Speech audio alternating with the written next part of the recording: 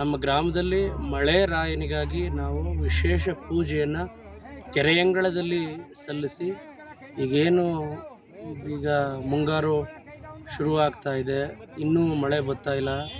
ಈಗ ಬೆಳೆಗಳು ಕೊಯ್ಲಿಗೆ ಬಂದಿವೆ.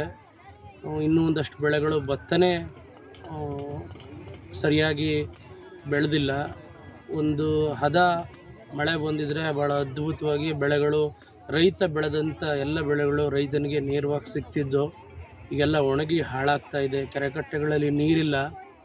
ಆ ಕಾರಣ ನಮ್ಮ ಗ್ರಾಮದಲ್ಲಿ ಹಿಂದಿನ ತಲೆಮಾರಿನವರು ಬನ್ನಂತಮ್ಮನ ಹಬ್ಬ ಅಂತ ಮಾಡ್ತಿದ್ರು. ಈ ಬನ್ನಂತಮ್ಮನ ಹಬ್ಬ ಮಾಡಿದಾಗ ನಮ್ಮ ಗ್ರಾಮದಲ್ಲಿ ಮಳೆ ಹುಯ್ತದೆ ಅನ್ನುವಂಥದ್ದು ಒಂದು ನಂಬಿಕೆಯಿಂದ ಗ್ರಾಮದವರು ಈ ಹಬ್ಬ ಮಾಡ್ತಿದ್ರು. ಇವತ್ತು ಅಂತೆಯೇ ನಾವು ಸಹ ಈ ನಮ್ಮ ಗ್ರಾಮದ ಕೆರೆಯಂಗಳದಲ್ಲಿ ಬನ್ನಂತಮ್ಮನ ಹಬ್ಬ ಮಾಡಿ ದೇವರಿಗೆ ತಂಬಿಟ್ಟಿನ ಆರತಿ ಮಾಡಿ, ಜೊತೆಗೆ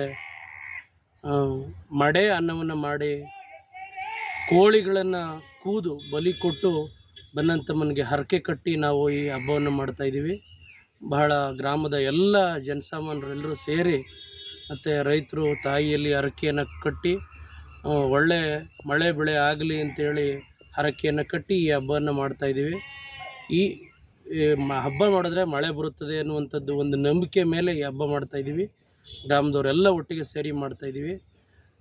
ಈಗ ಹಬ್ಬ ಮಾಡೋದ್ರಿಂದ ವರುಣ ಕರುಣಿಸಿ ಮಳೆ ಹುಯ್ದು ರೈತರು ಭಾಳ ಚೆನ್ನಾಗಿ ಬೆಳೆಯನ್ನು ಬೆಳೆದು ಹಸನಾಗಿರಲಿ ಅಂತ ಅನ್ನುವಂಥದ್ದು ಒಂದು ಉದ್ದೇಶಕ್ಕೆ ಈ ಹಬ್ಬ ಮಾಡ್ತಾಯಿದ್ದೀವಿ.